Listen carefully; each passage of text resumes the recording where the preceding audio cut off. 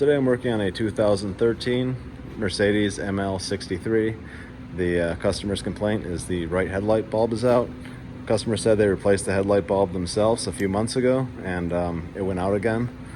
So first thing I do is I scan the car, and I'm having communication faults with the headlamp control module. It's kind of built into the bottom of the headlight housing, so you can kind of see the bulb through here. There's typically a little access door right here that kind of covers up the wheel well to block exposure to the back of the headlight housing. So you pull that out of the way, and you can see there's the access panel. So the access panel is missing altogether, and it looks like they have a aftermarket LED headlight in this car. I typically wouldn't recommend doing this on something like this that has an HID, a high-end car with a HID headlight.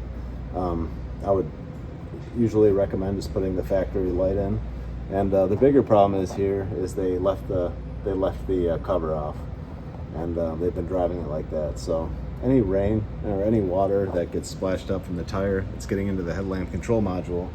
As you can see, the module mounts right to the bottom. You see right there, it mounts directly to the bottom of the headlight module. So any water that gets into the housing, it's like a funnel going right into there and just corrodes out the module itself. So it can become very expensive.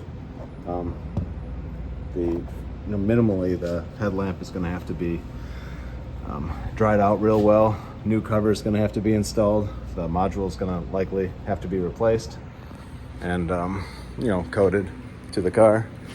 And yeah, that's best case scenario. That's what's going to need to happen here. But yeah, it would be a pretty easy mistake to avoid just when you're doing a job like this. Make sure you put everything back exactly how it is, even if you don't think it's a very seemingly not a very important thing. A little plastic cover, it can be a very important thing, and it can cost you a lot of money. So especially on cars like this, high-end AMG Mercedes, you want to just, if you don't want to do everything the way it should be done, don't even do it yourself. Just bring it to a shop and let them do it.